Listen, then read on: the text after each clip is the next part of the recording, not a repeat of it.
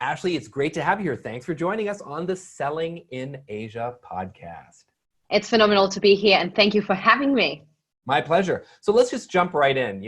Right now, more than ever, of course, we've had a situation globally where it's been challenging for people to meet face to face. So, there's been a real big push to virtual selling and virtual meeting.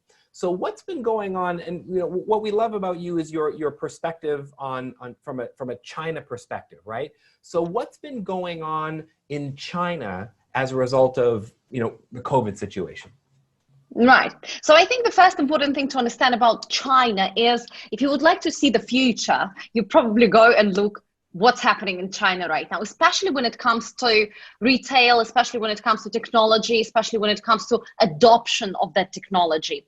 And with COVID, China has unfortunately been hit first, and China has fortunately been one of the first countries to also come out of it. So if we look at the latest data that just came in right now, we see that China's GDP, for instance, right, it grew 3.2% in Q2 2020, and it was minus 6.8% in Q1. So it is growing, it is recovering. What does it mean for sales? We see that, let's say, retail sales are in Q2 still down year on year, almost 4%, 3.9%. But online retail is up 7.3% in half one this year. So what do we see? What's happening? Unsurprisingly, yeah. Retail, right?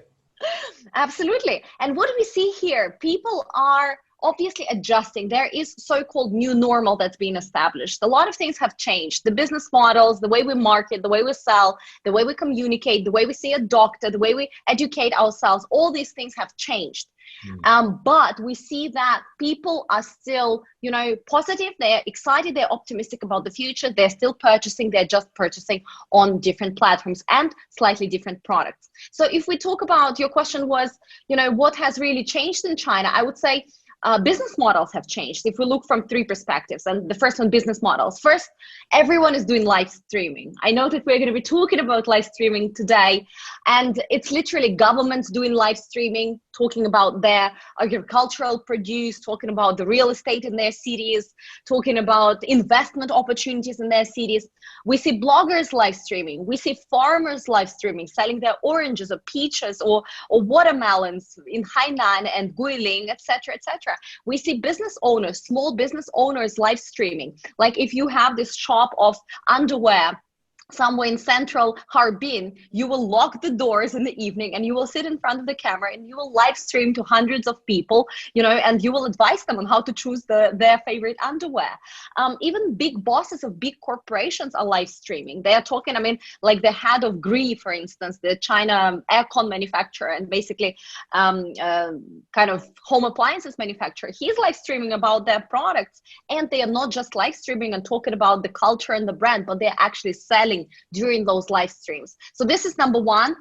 It's not something that started during COVID. It's something that just hugely accelerated during COVID-19 time. At the same time, what else accelerated? Domestic brands definitely are on the rise. So everybody's interested in local Chinese culture, Chinese heritage brands, etc. We see community retail, talking about sales, being very big right now. So purchases are happening within a community. There is a distribution center located next to your community. And what is a community? It is like 2 or 3 houses linked together, and you can basically purchase together with your neighbors in a tiny neighborhood, let's say. We also have instant consumption. China is leading in that area, absolutely number one in the world, where people purchase something and a couple of minutes later, they expect this thing to be delivered right now. So it's not only food. Yeah, it's not only food. It's not like you order on Foodpanda or Deliveroo or whatever, and you're unhappy when your order arrives within an hour. So in China, you can order medicine, you can order jeans, you can order perfume, you can order luxury items, and the delivery will be within 30 minutes very often. I remember that this 618, we just had this mid-year, basically e-commerce festival set up by JD Jingdong, and right now a lot of other players, Pinduoduo and Alibaba and Douyin, are participating in it as well. So the quickest delivery that they have achieved was 8 minutes. The person clicked order an item, and 8 minutes later, the item has reached his home. Now think about that, right? Is it a coincidence? I mean, 8 is a very auspicious number as well. So, I mean, how great is that, right? Maybe. They don't disclose, but in more than 30 cities, the deliveries happened within 20 minutes. Just think about that. So instant consumption is also there. And in terms of technology, again, health tech is on the rise. Live streaming, everybody's doing that. LED displays and holograms right now to showcase the products better and also attract people in this online, offline locations, right? These are also on the rise post-COVID-19. And of course, we have a lot of unmanned technology and unmanned store operators, robots that are doing ticketing, sales, servicing, etc., etc. And China is leading the way here. And the final thing that really got a big push this year is definitely 5G and 6G technology. China is already building their 6G, plan and stations, kind of engineering and stuff like that. So a lot of things have changed and a lot of things have accelerated. And live streaming is sort of kind of at the core of it, all powered by consumers that want to be pampered still. Yeah, so I love hearing this. So I mean, let's unpack some of these things because you really downloaded a lot of data there, right? But if we take a look back at the growth, right? So I heard you mention that online sales have gone up by about 7%, half year. Was that right? Something like that? Yes. Yeah. So while our listeners might go, well, 7% growth in online to me doesn't sound like a lot given the COVID situation, but I think we have to put that into context that China has often led the way in online sales, period, before COVID, right? So it's sort of like you compare that number with other markets, and their 7% is actually quite a lot compared with other markets that maybe have never had a lot of online sales. You know what I mean? I mean, I feel like China has pre-COVID already was a powerhouse when it came to selling online. So for China to have a 7% increase over that is still a huge increase. Absolutely. China's been #1 online retail market in the world for the past, I don't remember, is it 5 or 6 years, every single year. And they are #2 market in the world in terms of everything else, right? After the US, in terms of consumer market. But in terms of online retail, they've been by far the biggest. And I think that's amazing. And I think it's a great lesson for businesses around APAC and around the world, is to really look at what China, not only what they're doing now, but what China had already been doing pre-COVID was selling online. And I like what you say. It's about, they're improving on and building upon what they had done before. I mean, a lot of countries and a lot of companies out there have been slow to adopt online sales. They've just been slow to the game. So for those companies that are slow to the game, of course, they might be posting higher percentages of their sales online because they never sold online before. And now that's all they can do, right? But I think there's certainly some things that we can learn from China as far as, you've really got to keep, pushing the envelope and thinking about how can I do more online? So absolutely, dive a little bit deeper, Ashley. So what are some of these trends that you're seeing over there? Right. So the first thing that I would like to really cement in, our audience's minds is that in China, it's not about selling online or selling offline. It's not even about this kind of O2O integration or whatever we call it in the West. It's really about the concept of new retail. And new retail is the merger of online and offline, not just driving traffic from one to the next. This concept came into being with Jack Ma a couple of years ago, and he basically said there will be new manufacturing, new financing, new this, new that, and in the core of it, it's the new retail. And essentially, in China, when you operate right now in 2020, you need to be part of one of the new retail ecosystems. And one such ecosystem is Alibaba ecosystem, which means they create databases, they create all the tech support online and offline, hard and software. And you as a brand, you come in and you plug yourself into this ecosystem in order to understand your customer profile better, distribute your products on social media platforms, on e-commerce platforms, and also equip your offline locations with the trackers that help you collect data, understand your consumer better, and provide them better things, kind of better offering. And you can be a small mom and pop store and be part of Alibaba ecosystem, or you can be a large brand and be part of Alibaba ecosystem.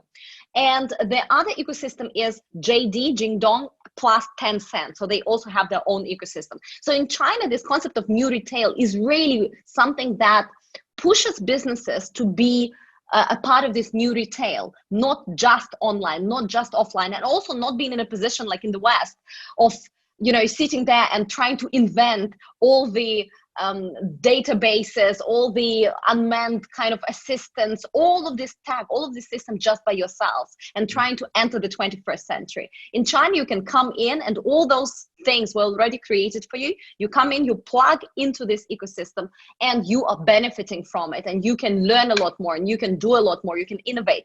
But at the same time, in China, offline is still very, very important. It needs to be proper offline location. You need to maximize your kind of yield per square meter. That is why we have all this tech to understand our consumers better. But Chinese love to touch and feel and smell and be in offline environments. So again, this is what we're building in China right now. It's truly new retail, not just, I believe that a lot of people looking at China right now, they're like, oh my God, all they do is basically sit there with bloggers and do live streaming and then go to Taobao or go to JD and they sell their stuff. That's not what's going on. There is a huge chunk that's happening online, and also there's a huge chunk that's happening offline, and they are merging together through this integration. So it sounds like what you're saying is it's not about this old way of thinking, which is like, oh, we used to be bricks and mortar. Yeah. That's dying. So now we need to get online. It's not either or, it's this blended, this new retail that you're talking about, and that you've got to be equally adept at the bricks and mortar and be equally adept as the online sales, because you've got customers that on one hand, they want to touch and feel merchandise. They want to come on and maybe try on a pair of jeans or feel it, and they may buy it in the store, but they also may want to buy it online and get it delivered in 8 minutes. Is that right? Absolutely. And this experiential concept of stores is becoming important. So the stores, brick and mortar, needs to change, right? It's not going to disappear ever, but it needs to change. It cannot be just a display of your items. Right. You need to use it as the best way for you to collect data about your consumers. Who came in? Did they come alone? Did they come with a friend? What are they doing? How long are they spending looking at certain things? Have they tried it? Did they like it? What was their comment? This is a phenomenal way to understand your customers. And at the same time, providing them, a service, this and that. It's really an experience. It's a communication with clients, not just display of items. And that is the power. Most of the consumers will complete their purchases more and more increasingly online, where they can read the reviews, where they can, rate the items, where they can choose colors, where they can return something they don't like. But they really need to have this, offline kind of experience. And it will take some years, and we will see how it will balance out in different countries based on the culture, based on the availability of also online, offline kind of connection, right? It will be very interesting to see, but essentially you are totally right that it's not the war between online and offline. The war is over, and the winner is new retail. I love that. So you talked about how we can use the brick and mortar. If you're the retailer, right? If you're the seller, you can use the brick and mortar retail store as a great way to collect data, get some information, to interact with your customer, because that can give you some useful data for selling online, for example. So for those of you listening now and you're in sales and you're maybe not so tech savvy, but think about it this way, a perfect metaphor is before you start thinking about using social media to sell and start posting this, that, or the other, why don't you just pick up the phone and have a conversation with some of your customers? Get some usable, tangible, hard data straight from your customers that you work with now, phone, SMS, email, whatever, and then use some of that data as you try to sell to them online, right? So it's kind of a similar example, but on a smaller scale. So the question that I wanted to ask Ashley that I think is really worth exploring is, while retailers can see their storefronts as a way to collect data, so then what's the attraction for the customer? So what is it that Chinese customers are finding valuable or useful about going into an actual store versus buying online? Because we talked about the benefit for the retailer, using it as a way to capture data and whatnot. But what does the average Chinese consumer get still by going into a brick and mortar store? It's service, it's interaction. I mean, you cannot, experience something as good in the online environment. We're not there yet. Once we have holograms and amazing kind of virtual reality, maybe that will be closer.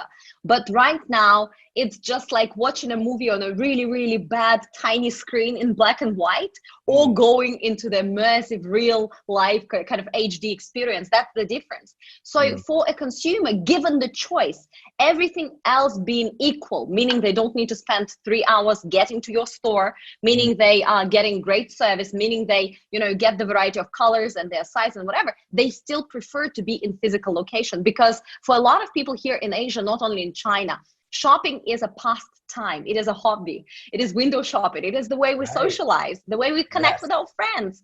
It is something to do. It is the reason to go to the city and to walk in the mall and to eat something nice. And it is exploration. People love exploring online.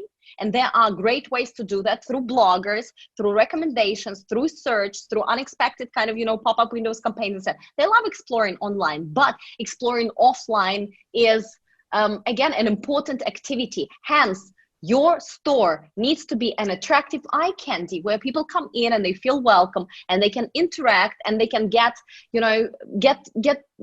to feel that they are important and that, oh, that's what this brand is all about. Okay, now they build a lot of reference points from what they saw online, and now they see you for real in the offline environment. They will make a decision. They can purchase some things in the store, they can purchase some things online, they can purchase some things through your distributor. The customer does not care, but they kind of come into your mini ecosystem, and they submit kind of, by participating in this ecosystem, their data pool to you, and you will get to know them better, and you will have opportunity to build this long-term relationship with them. So that's what, what's in it for a customer.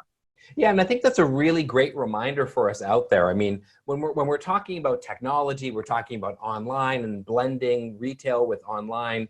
And I think it can be overwhelming for a lot of people. I mean, there's a lot of laggards out there that are just like, no, I mean, the old way is the best way. But there are some things about the traditional way of selling that we still want. I mean, look, if there's anything that we've learned from this COVID period is, yes, we can adapt, and yes, we can buy things online, and that's great. But my gosh, everybody still misses the human touch. We miss interacting with people and going into a shop and sitting down and taking your time, and all of that. So I think there's always going to be a space for that, as you mentioned. And the key is going to be, what's going to attract people to your store? And at the end of the day, look, when we're looking on a screen, it's really only stimulating a couple of senses. It's sight and sound, really. But when you walk into a store, it's sight, it's sound, it's smell, it's feel, it's everything. It could be taste. When, there are so many different things that you can experience in person. So for anyone that feels like, oh, retail is dead, storefronts are dead, they're not quite getting it, because it's not this or that, it's these. Absolutely. And what we see in China right now, tons of holograms used, not only holograms, we have holograms, and we also have the LED displays. So imagine this, you're walking down the street and it's getting late, so it's sort of getting darker, and suddenly you see this whole door of a jewelry store light up with a huge ring with a display of jewelry, and there's a girl or a butterfly or something that flies in carrying. It's incredible. I was literally a couple of days ago absolutely fascinated looking at a hot pot restaurant. And the door, the entrance to that hot pot restaurant, literally had this mist kind of, pouring down. And then there was anime warrior, like a woman warrior from anime, standing there and basically making noodles as a hologram, attracting people to come into that store. It was just absolutely fascinating. So obviously the more we move towards 6G adaptation, the more these things will be normal, because we are all going to have our own little picture and our own little scenario played to us. Like an episode. It's like a real Ready Player One. That's what right. it is. Ready Player One or Blade Runner, right? Yeah, absolutely, absolutely. So if you think that this is unachievable and this is far away, no, it's not far away. We see islands of that already happening, and LED, literally, I haven't seen so much of those LED screens being adapted in storefronts ever. And right now, post COVID-19, people are trying to attract passerbys into their stores, and they're using this really cool technology. So we are definitely going to see that coming as well. Very cool. I love that. I love that. So, it's like you talked about, it's like a scene out of Ready Player One. It's like Ready Seller One, like ready sellers. You've got to be ready to use technology, right? And it's a message I feel like we really need to hit home, Ashley, because a lot of people, there's a couple things. They either feel like technology won't replace certain things we do, which it already has, and it will, and it should. I could go on a lot about that. Or they feel like they just don't get it. And I feel like a lot of people that are critical of technology and think it won't work, it's because they just don't know how to use it.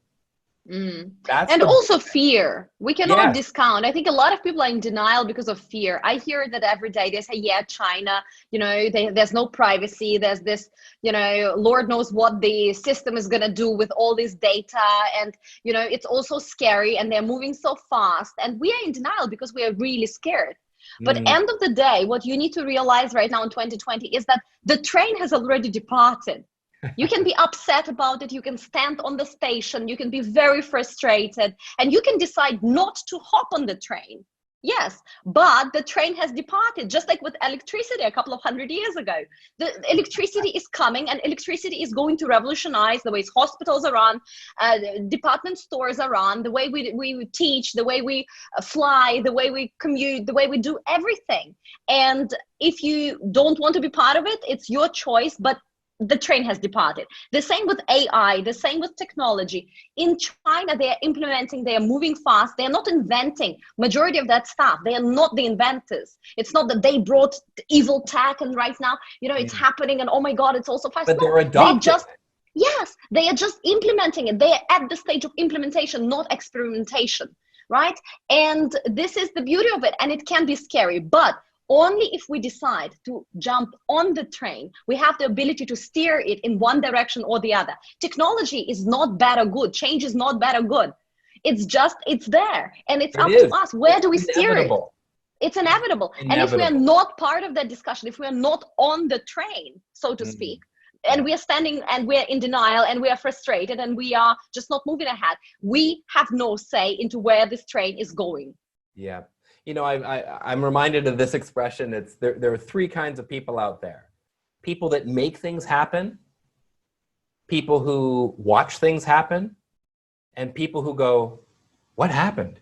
And it's sort of like we have to choose which, who do we want to be? Who do we want to be? And I love what you said about, it's not that China's inventing this technology. They're just adopting it or implementing it. But you also said experimenting. And to me, that's a huge thing. And I talk about this in sales all the time. Just try something. Just try something different. And it doesn't have to be perfect. And it doesn't have to be great the first time. But you'll learn as you go on. I mean, we were talking before this podcast episode here that we've been doing virtual sessions for over 10 years. So it made it easier for us to transition into this new reality that we're in right now. And look, our videos that we did, in 2009, not great, but they're still better than a lot of people that I see today. And it's like we really, it's sad, but we had a head start, right? You had a head start. It may not be perfect, but you try it and you just get better, more confident, because confidence breeds confidence. And then this confidence breeds more competence. You just get better. You just got to keep working at it. So I think anybody, they need to get on board the train, as you say, right now, and just start experimenting and see where it's going to go, because we're not going backwards, that's for sure.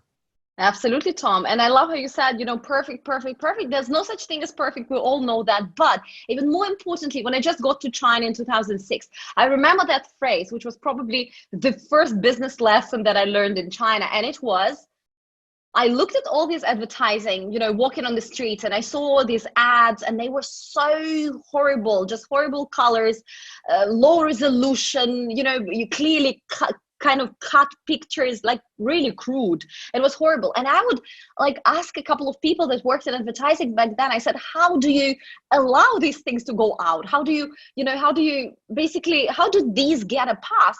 And then the person seriously looks at me and says, perfect is just not fast enough. And for me, that phrase completely changed the way I understood China, because everything was happening so fast. While somebody's still editing that picture, while somebody's still coming up with their offer.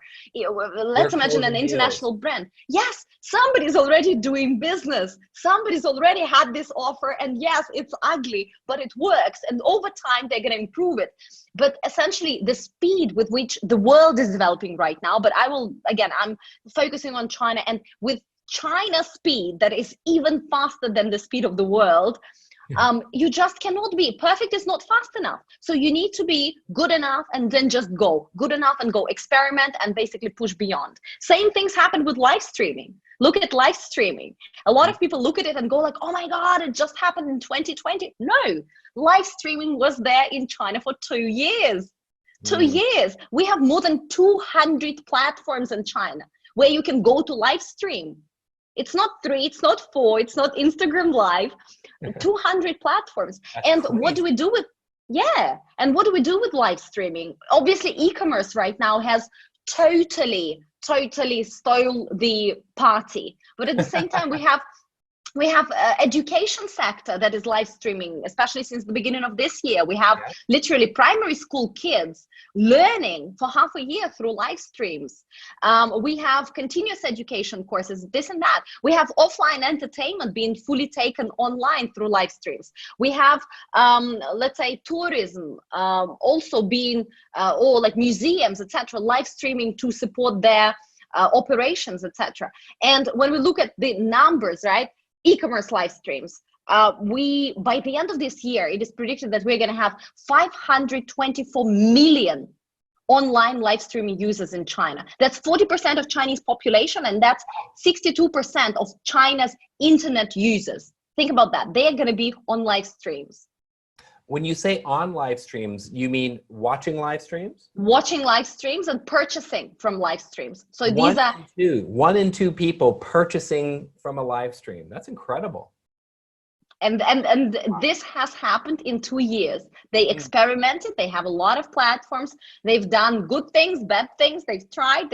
And now they've arrived at a place where, as I said, you are an owner of a small noodle store in Shenzhen. You sell half of your noodles to walk-in clients, and you sell another half of your noodles because you have 5 phones and you're live streaming on 5 platforms, and people place orders on your live stream. If you are, selling underwear and you're a tiny store selling pink underwear for children, you are live streaming. If you are in B2B business, for example, you're going to an expo, and let's say you're selling chemicals. You have a booth in the offline location in an expo, but at the same time, you have 5 phones and you're live streaming to your customers online. So you are having this offline setting because people come and ask you questions in a physical space, but you're live streaming to people that cannot be with you, and you are doing 2x, 3x, 4x more business. More scale. Yeah, it's amazing. Oh, I love that. And I just love it's all about just get started, just do it. I'm reminded of this quote by Aristotle, who says, well begun is half done. Well begun is half done. And it's consistent with what you said, perfect isn't fast enough. And there are so many people out there. So all the viewers and listeners right now, like if you're sitting on an idea and you're just waiting for that script to be perfect, you're waiting for the perfect list to target, you're waiting for the right camera or the right technology or the right phone, stop waiting and just start. You know, you talked about the live streaming. We actually did live streams on Google Hangouts like 5 or 6 years ago. We were live streaming. So it's sort of like, this is not new stuff. The platforms change, the technology changes, but the concept is still there. So it's just like, give it a try. Just put your foot in the water and get going. I love that. Perfect isn't fast enough. And who wins the race, right? It's always those people that are first, you know? They're out of the gates quick. They try things. They fail fast. They make improvements. And they're ready to go. And they've taken market share. They've got customer loyalty. They've got a fan base. And they're making money while you're still trying to figure it out. Get started. What are you waiting for? And the most important, who wins? People that compete, people that get in the game. If you're not in the game, there's no way you're ever going to win, right? No chance at all. So why don't we just, you know, spend a couple minutes talking a little bit more about live streaming. So I'm sure there's a lot of people who are watching and listening right now who are like, okay, so I'm in sales and I'm selling, whether it's B2B or B2C. You know, what are some ways that I can start live streaming that would, you know, apply in my day-to-day context? What are some things that people should be looking at right now as far as live streaming in a sales context? Right. So if you're a salesperson, I would say there are two major things that you need to really prepare for. First of all, you need to get your sales skills compatible with digital environment. And very often we have sales scripts and we have our consumer profiles, and we, throughout the years, a month, we receive some sort of, you know, kind of, we get acquainted with how to sell, you know, what questions to ask when it is one-on-one. Very often it's a one-on-one scenario. But imagine you are right now on one of those TV shows in the 90s in the US, and you are selling a frying pan to 1 million Americans, and you tell them that just now, only for you, this pan is $9.99 and you can place your order just below here. If you buy right now, the second one is going to come at half price and you're going to give it to your favorite aunt. So that's exactly the style that you need to adapt. And this is definitely a lot of adjustment, right? So this communication one-to-many that comes through, number one, obviously you need to showcase that you are an expert in what you're selling. So you need to understand a lot about this pen you're selling. So this we usually have kind of ticked. Number two, you need to be an entertainer. And unfortunately, this is what a lot of salespeople are either uncomfortable with or totally horrible at. So when you're doing a live streaming presentation, you don't need to make fool of yourself, but you need to be entertaining. You need to be interesting to watch.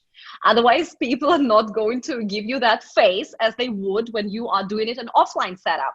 So changing your style, right? And number three, of course, it needs to be educational, right? So telling the story. You need to have, like, we have a script, but this time it's not just a script. It is a story that usually goes through a couple of live streams. Like you have your own TV series, and then you go from one episode to the next and you are telling this longer story. People really appreciate that. And of course, you know, including a couple of hot topics, bringing in a couple of, you know, people as experts. All this can be added on top. What kind of platform to choose? As I said, in China, for instance, 200 platforms. There's a lot of stuff you can do. One of the best platforms, for example, to sell fruits is Pinduoduo. One of the best platforms to sell outfits is Waithouse, or you do Taobao Live, etc. This doesn't matter, but you really need to get your message and your format straight. And the second thing that you need to start doing as a salesperson right now when it comes to live streaming is you need to go through a sales training, which is focused on live streaming. So it's simple things like, what is the light, how to, you know, what are the punch phrases, what do you need to repeat every couple of minutes, how to make sure that the engagement doesn't fall. Do you need to send them, let's say in China it's very common, every couple of, let's say, 15-minute chunks, you give them the price and they need to like your post with little hearts, like non-stop they press hearts. That gives you more exposure. So every couple of minutes you need to send that, and that keeps you at the top of the page, so a lot more people view you. All these things are not difficult, but they are not obvious. And what I love, and I see more and more in China right now in 2020, and it's already Q3, we see that companies, big and small, B2C and B2B, start training their sales teams to be live streamers. And you will see an army of people standing there with those light rings and cameras. Awesome. You've seen them, right? Sure. And this is awesome. And they talk about, literally, they talk about selling cars, and they talk about selling snacks. And it can be, as I mentioned multiple times, for me, the most hilarious example was when I saw literally this tiny shop owner like selling, his whole store is a concept store. It's pink underwear for kids. That's it. I mean, it doesn't go more niche than that. Yeah, right. And it's a cartoon character, you know, on imprinted on it. That's what he sells, pink underwear for kids. And he's live streaming about that. And he's got people, and he has achieved a certain level of success. So starting to train and prepare for that is really, really important. And then just do it. The more you do it, the better you become. In China right now, the most in demand skill when it comes to sales associates is live streaming. And now fast forward 2 years, in the rest of the world, what is going to be? How comfortable, how good are you on video? Are you educational? Are you expert enough? And are you entertaining? Can you do that? Can you tick those boxes? If you can, your lifetime success and employment is probably, if not guaranteed, that you're at least safe for a couple of years.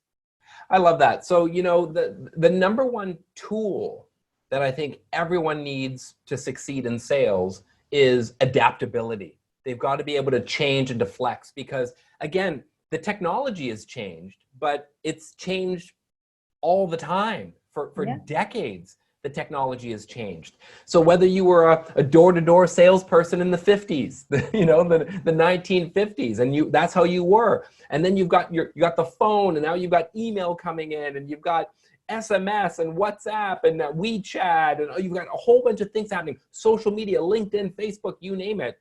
The text changes, and now live stream. You got video, so you've got to be able to sell on Zoom and then live streaming. So it's just the tech has changed. And we've got to have the mindset to change along with that. So let's just wrap up here, Ashley. What are some of the social media platforms that if you're within China or beyond China and you're trying to reach the Chinese customer, what are some of the platforms that reps need to be really proficient at and comfortable with?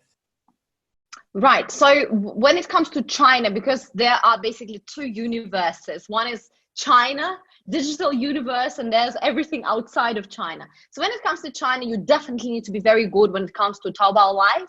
That's the biggest. They saw this opportunity early on, and for the past 2+ years, they've been investing into having the most stable, the most, the most cool platform to support live streamers. They have bloggers, they have companies live streaming. Literally, it's like landing on Amazon and tapping into the homepage and seeing all the products that you are searching for are actually being live right now, and people present to you why their product is the best. It's absolutely amazing.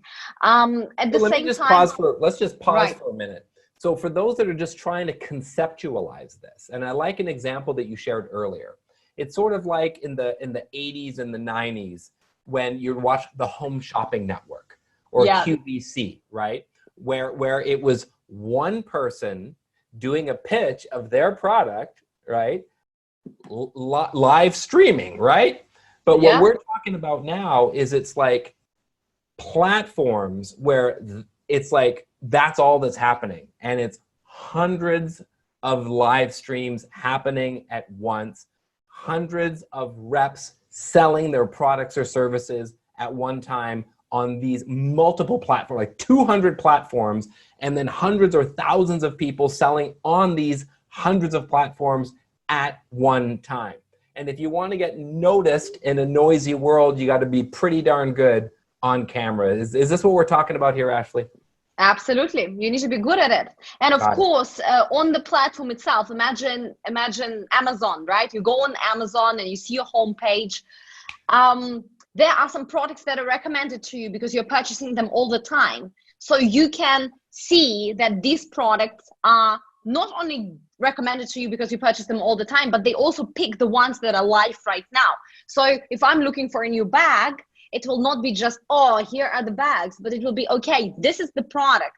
And this shop is right now talking about this product. So I click on it and it opens, and I have usually one live streamer, and sometimes this one live streamer is interacting with another live streamer. So two of them are talking and they are showing me the product, and they are funny and they're knowledgeable, and sometimes they are tearing bags apart. Sometimes they are burning them. They do whatever is necessary to convince me that, oh my God, this is the best deal right now. And because I caught them on live stream, again, it can be a great deal. It can be an additional a tiny gift that they give me, but they basically motivate me to purchase right now.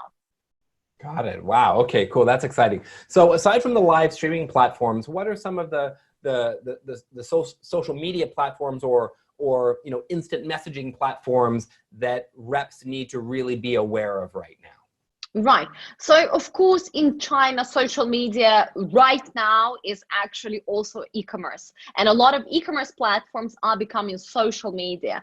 So this merger is happening right now. It's not that the platforms are merging. It's just that the functions, right, are expanding into each other's categories. So we don't have pure blending. It's the blending. Blending, absolutely. And we don't have pure social media platforms anymore, and we don't have pure e-commerce platforms anymore. So they're literally competing. And the thing that sets them apart is really the focus, I would say, and the touch and feel a little bit, and some functionalities, but most importantly, the user base, because China is such a huge market. There's so many people, and we, of course, have very niche segments of consumers. So it's not that we look, okay, this is the platform for millennials. Well, excuse me, there are hundreds of subgroups of millennials, and many of them have their own kind of social media, go-to community, go-to place. And because in China, there's so many people, those niche communities, of which we have more than 60 in mainland China, they have enough audience to survive and be, successful. So there are obviously WeChat, but WeChat is really not a social media platform. It's really not an e-commerce platform. It is an operating system for life in China. It is where everything happens, where you donate, to charity, where you call your grandmother, where you are stalking your friends, where you are reading the news, where you are working and your boss sends you contracts to sign, where you are Zooming your friends. This is what WeChat is. It's literally an operating system for life. There is Weibo, which is a very old, they started in 2009, kind of old for China, social media platform. It's for microblogging. They got a lot of investment from Alibaba. So they have the money, they have the power, they have the users.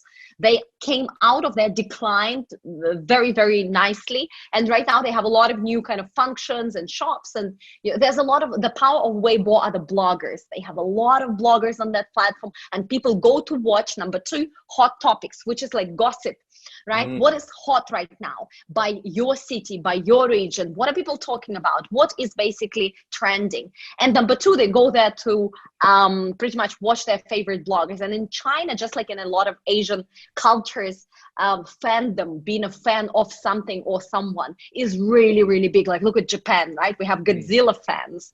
So in China, we also have fans of people, groups, TV series, etc., etc. It's a very important community. And for them, Weibo is the most important place to go. This year, obviously, a very popular app, Douyin, in the West is called TikTok. So in China, everybody is on Douyin. Everybody's watching those addictive videos. What's cool about it? It's purely entertaining. What's cool is that trying to blend in a lot more sales functions and promotions, and apart from ads, this kind of shops, but people buy only by impulse. Something that's very cheap. Like you wouldn't go to Douyin to buy something serious. You would buy something within, I would say, 50 to 100 RMB that doesn't hurt. And you saw it, it's cool, you just purchase. But it's again, very addictive. It's basically like purchases at the checkout counter of a store, right? Yeah. Something that you're just like, oh, why not? Yeah. Sure, easy. Yeah. You don't even have to think about it. Yeah. Yeah. So you are being interrupted because you go to Douyin to look at the pictures, and not pictures, but videos of kitty cats and people dancing, and it's all silly. And again, Douyin and the power of BitDance, the company behind Douyin, is in their algorithms in their AI powered, whatever it's called and whatever it means these days, by AI powered algorithm that makes sure that they understand not only what you say you like, but how do you actually consume content? What do your friends consume? Where did you go? What did you message to your friend? What are the keywords? They put it all together to create a personalized timeline just for you that you just cannot stop scrolling. It's scary how good it is. If you think Facebook or YouTube ads are haunting you across internet, try Douyin, like not TikTok, but Douyin. It's scary how good they are. So, and this is the power of Douyin. What else? We of course have Red. In China, it's called Xiaohongshu. It is a recommendation kind of personal experience sharing platform. People love it because it's user to user. So essentially you go and you review something that it started when people went abroad and they brought in products, cosmetics, outfits, or some of the traveling destinations or the traveling itineraries, agendas, etc. And they reviewed it. So right now you go there and you are looking to discover something new. You're looking for somebody to recommend you high quality, usually international, but right now also a lot of domestic brands are there, something that you didn't know before. So a lot of mother and baby, a lot of cosmetics. Most of the women, most of the people on the platform are women. It's more than 90 or 95% of users are women. It's huge this year in particular, post-COVID. We have Zhihu, an amazing platform as well for B2B marketers, where you essentially, it's like Chinese Quora, and you go and you really introduce your industry, your complicated products. That's why it's good for B2B sales, because usually it's not something obvious, it's information beyond obvious. Why you're so good, your tech, your kind of insider information a little bit. You can also talk about your brand, etc., etc. So Zhihu is really powerful when it comes to that. There's Bilibili. When it comes to younger people from higher tier cities, they love watching videos. Especially these bullet comment functions, you know, like the two of us are talking, and then there are hundreds of bullets, basically people commenting while we talk, appearing on the screen. And some people I would say, some younger people find it very entertaining, and that's the reason they are on this platform. But a lot of older people, I would say above 45, find it extremely annoying. So it's either or, right? Sure. Yeah, Bilibili is very good because they're still a cheap platform. They're still new to advertising and this whole e-commerce boom. So they are really, really good. And again, as I said, in China, there's 60 plus platforms. You can find, for instance, platforms that specifically target elderly women in first, second, and third tier cities that do square dancing. You know, they go to the squares and they, talk about a niche market. Talking about a niche market, and you can sell them. You won't believe it, but you can sell them. For instance, silk scarves. They love those silk. Yeah, the silk scarves. You can sell to them. You know, this hair thinning products like treatments. I'm picturing my mom right now, and she'd be on board. Yeah, so all that is happening in China, and this is very, very exciting. That's really cool. So this is great. So for me to wrap this up, I'm thinking, for any sales professionals out there, not just in China, but around APAC and the world, it's looking at what's working now in China. And that's today, but that's the future. That's your future. And to me, it's just technology. It's adoption. It's being willing to experiment, to try new things, to adapt, to fail fast. Perfect isn't fast enough. To me, that's something I'm going to be thinking about for the next few weeks for sure. Thanks so much, Ashley. This was really great. I love these conversations. It's good to reconnect and to chat about what's going on in your world right now. So yeah, thanks for joining us. Thank you so much. And if I could just give a little slogan to this whole episode, I would say, remember how a couple of years ago, everybody was talking about, we are all in sales. Doesn't matter what you do. We are all constantly selling to each other. You don't need to have sales person in your title to be in sales. We're all in sales. A couple of days ago, a friend of mine from China said, we are all in show business. And this is what live streaming is all about. So if you're not comfortable being on camera and putting yourself out there, the time is over. We are now at this day and age all in show business. And of course, we're still in sales. Let's go get them, guys. I love it. If you don't think you're in show business, you'll be out of business. Okay. All right. Thanks so much, Ashley. Great to see you again. Awesome. Chat soon. Okay. Thanks, everyone. Take care. If you want to take your sales skills to the next level and learn how to master the entire sales process, join SOCO Academy and get certified in SOCO selling. The link is in the notes.